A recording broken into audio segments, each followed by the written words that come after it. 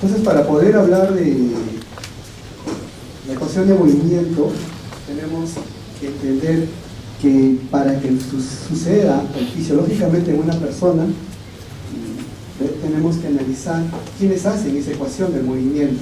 Y van a ver que los componentes, tanto de la caja torácica como los músculos, son los responsables de esa ecuación del movimiento en la parte fisiológica.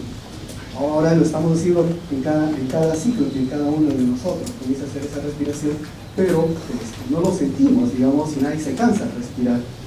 Pero vamos a ver cómo funciona. Cuando uno inspira, y ahorita todos comienzan a inspirar su volumen ideal de 500, se debe a que hay contracción de músculos intercostales y también del diafragma. Este trabajo, esta contracción de los diafragmas hace que se realice un trabajo y genera un gradiente de presiones, con lo cual ingresa una cantidad de volumen. Acuérdense que siempre la inspiración es un trabajo, pero la expiración no, es una relajación de los músculos. Y lo que hace es que en la segunda fase no hay trabajo, hay una relajación. Esto fisiológicamente hablando.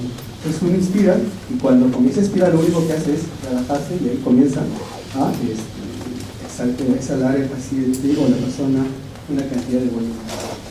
Entonces, eso entendemos. En reposo comenzamos con estos niveles de presión. Aquí podemos ver que a nivel alveolar tenemos una presión de 0, que es en reposo, antes que ustedes inicien el ciclo respiratorio, y el nivel intrapleural tiene una presión de -5. Eso es el nivel basal promedio fisiológico de una persona cuando inicia su proceso de respiración. Cuando la persona comienza a respirar, lo primero que ve es que la presión pleural va a disminuir. Habíamos dicho que comenzaba en un reposo de -5, ¿cierto?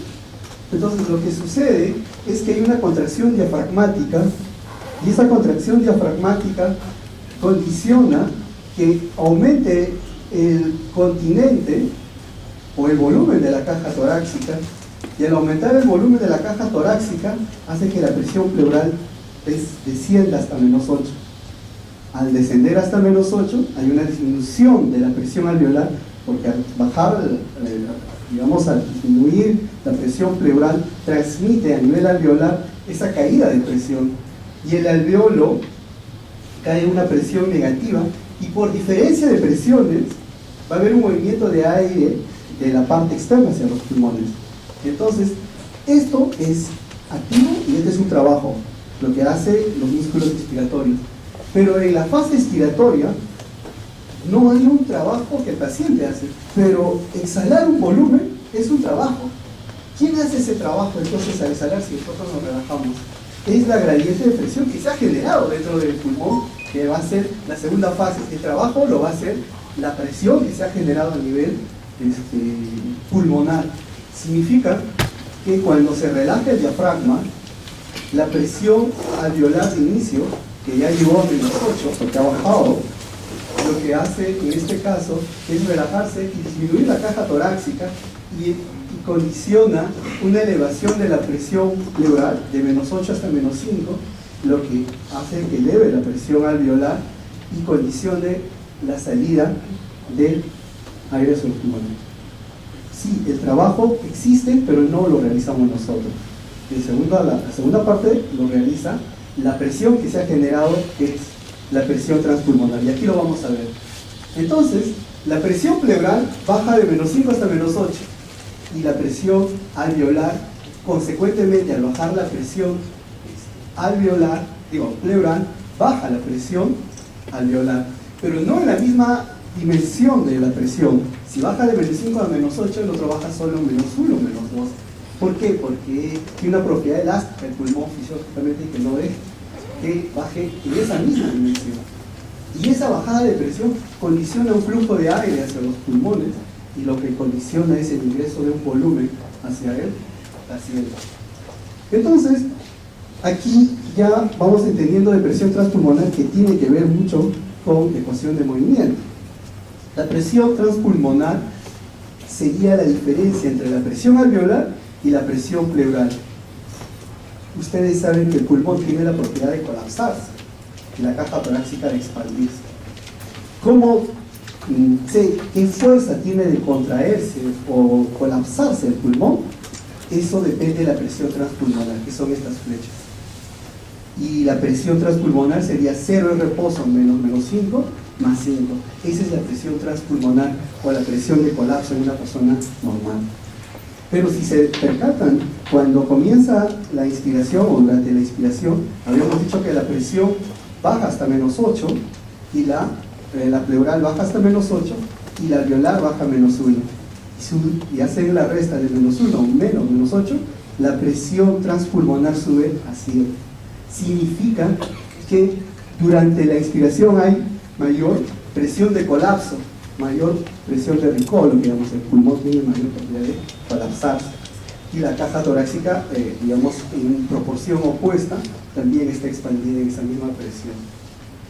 ¿Por qué eso es importante? Porque vamos a hablar de presión transpulmonar. ¿Qué significa presión transpulmonar? La presión transpulmonar habíamos dicho que es la diferencia entre la presión alveolar menos la presión pleural. Esto representa la presión alveolar y esto representa la presión pleural. Significa que la diferencia que existe entre los dos es la presión transpulmonar. Entonces ustedes podrán decir, es fácil distinguir aquí que durante la fase inspiratoria, ¿qué pasa con la presión transpulmonar?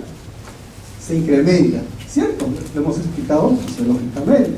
Entonces, esa presión transpulmonar incrementada hace que en la segunda fase expiratoria me sirva para mover la cantidad de volumen que ingresó al pulmón y pueda exhalar a la persona.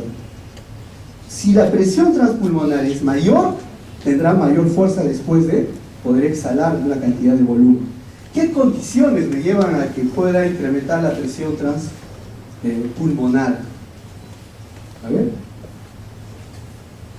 ¿Alguien de UCI, de intensiva, de que le gusta fisiología? Bueno, dos condiciones. Uno, que baje la presión pleural a mayor, digamos a un grado de mayor negatividad, o la presión alveolar se mantenga más positiva, ¿cierto? ¿Qué condiciones hacen que baje la presión transpulmonar a niveles más bajos? Por ejemplo, en una fibrosis, por ejemplo. En un paciente en el cual la fibrosis, debido a que el pulmón es rígido, la persona tiene que hacer una contracción diafragmática y el diafragma tiene que no bajar a menos 8, sino hasta menos 12, menos 13, para transmitir eso al alveolo y el alveolo pueda bajar de 0 a menos 1, porque es un pulmón fibrótico, tiene una elasticidad disminuida. Entonces, en los pacientes en el cual baja la presión pleural más digamos, a valores más negativos, significa que es porque el pulmón es más rígido. Y entonces el paciente tendrá mayor presión transpulmonar en un paciente fibrótico, por ejemplo, y tendrá mayor fuerza de expulsión del paciente. ¿Entiendes? Esa es la mecánica, salida e ingreso. ¿Okay? Vamos entonces